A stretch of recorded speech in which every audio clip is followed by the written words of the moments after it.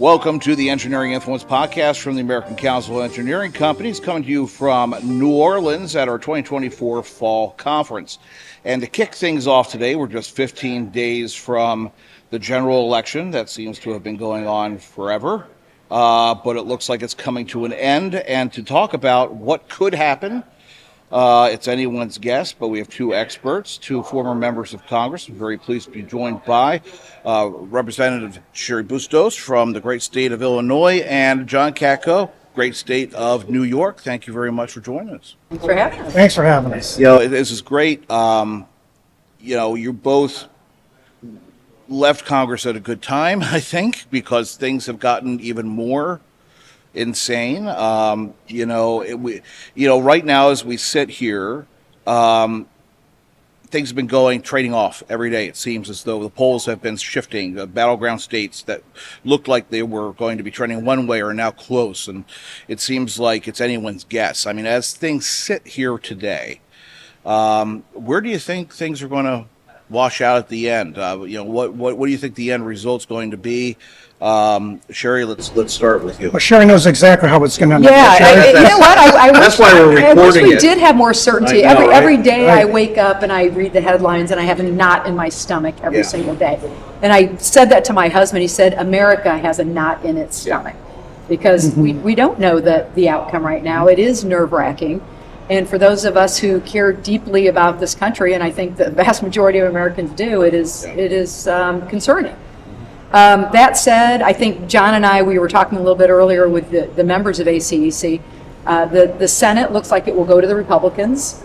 It's because Joe Manchin out of West Virginia is not running for re-election, and that was a Trump plus 40 state, meaning like it's almost impossible for a Democrat to win that. And then John Tester out of Montana is behind in the polls by double digits now. So it looks like at minimum those two Democrats that are in office now will flip to Republicans, and that's all it will take for the Republicans to take the majority.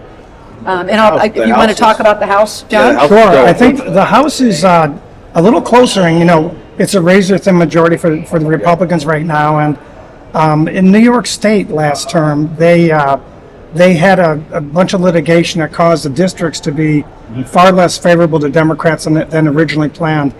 That has since been fixed for the Democrats in a way through the legislation. So some of those districts that they have now will be much more difficult to hold.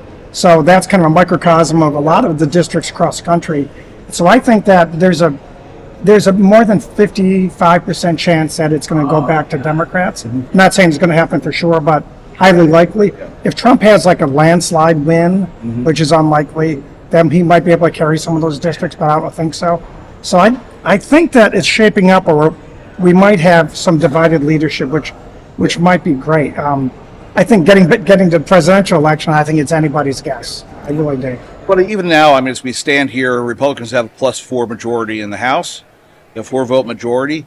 Even if it flips, it's not going to be a landslide on the D side either. So do you think it's going to be kind of just the alternate version of what we have right now with Speaker Jeffries and a slightly, possibly larger majority, but still in that position where it's not going to be a question of, there's still going to need to be a lot of negotiation happening? Yeah, I think for the near future, we are going to have these slim majorities, whether it's Republicans holding the Speaker's gavel or Democrats. What we do know, if the top 3 Democratic leaders will be Hakeem Jeffries from New York, Catherine Clark from Massachusetts, and Pete Aguilar from California. That we do know. Those will be the top leaders. The Democrats are in the House are united behind them. What I will tell you about them, all 3 are friends of mine, and they are good people. They're honest people. They are reasonable in their willingness to work across the aisle. And on the Republican side, if they retain the majority, how do you think the leadership team is going to shift, or will it? There may be some minor shifts, but I think the players are generally going to be the same. Tom Emmer is in the mix for something. Steve Scalise, of course, and Mike Johnson. The dynamic on the Republican side that's different than the Democrats is the extreme element of the Republican Party is far more activist than the extreme element of the Democratic Party, and they're less respectful of anything, including leadership. So they're more apt to do things that are kind of crazy that may upset the apple cart with leadership, right? And the big thing is are they going to push through that rule again where, one person can move to remove the speaker from your own party, and that causes chaos and gridlock, right?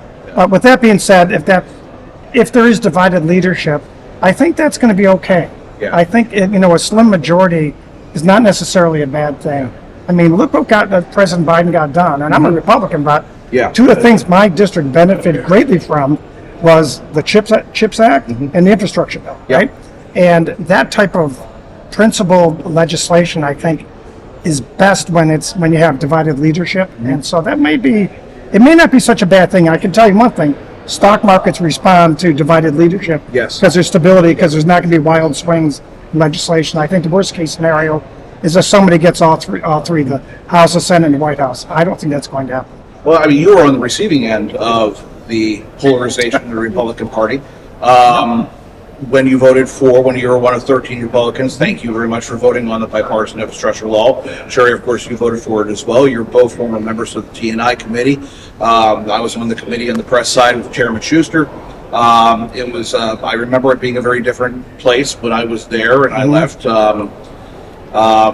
Do you think, looking ahead with the expiration of the IIJA, that we're kind of looking at things potentially returning to normal, where things are less? Because, I mean, IIJA, CHIPS Act, and everything was put together within the larger Build Back Better kind of, plan. With the CHIPS reauthorization, we're moving towards just a good old, reauthorization of existing language. Do you think it's going to be as polarized, or do you think that it's going to go back to more of the general, worksmanship that the T&I committee is really well known for, just getting together and working out things bipartisanly? Well, I think if Kamala Harris is in the White House, that will be very important to her. And I think if Hakeem Jeffries has the Speaker's gavel, he will do what he can to be supportive of that. John, you can talk about if there's a Trump presidency and a Republican still holding the Speaker's gavel. But look, infrastructure is really bipartisan, except for I see it as the extremists who don't want to build things back home. We were talking earlier, it's what ACEC does so well. You're a bipartisan group. You support Democrats, you support Republicans. You are issue focused on rebuilding America. Yeah, it's issue, not personality. You just look at, and what member of Congress doesn't want a bridge built in their district? I mean, you can name the ones who don't. But I think if there's a willingness to come together, then we can continue on this path forward. Well, here's a concern I have from my side of the aisle. If Trump's in the White House, he's whimsical in nature, so it's not very predictable. He pushed hard not to have the infrastructure bill passed because he didn't want to give the opposing party a win. So now overlay with that his stated goal of having massive tax cuts for everybody. Which the list continues to grow. Each campaign stops. And if you want to pay for that, what do? You scale back other things and claw money back from other places. So that's my concern. And then you have the reauthorization of the 2017 tax bill. And just to reauthorize that's going to cost a lot of money. If you want to increase it, the money's got to come from somewhere. You're just going to have more deficit spending. And it's anybody's guess where he would come down on that. But I think if you take him out of the equation and you look at the legislators, I completely agree with Cheri that it's going to be, it'll be some good legislation coming out of it, I think. Good. Well, it's anyone's guess. We can just, we're kind of just watching it. Sir. Just this convention, working on these things, I feel so disconnected. I haven't been able to check to see exactly what's been happening. Apparently, Trump was working at McDonald's or something. So I mean, everything. We're getting into the last craziness of the campaign swing. But thank you very much for presenting this morning. Really appreciate it. I think everybody was attuned to the conversation, and we'll look forward to. We'll see what happens. We'll have you back on when we get in full swing when the Congress comes back and we actually get an idea what the agenda is going to be. But until then, Cheri Bustos and John Katko, thank you so much for being part of this. Thanks for having us. Great. And again, this has been the Engineering Influence podcast from the ACEC at the 2024 Fall Conference in New Orleans, Louisiana. And we'll see you next time.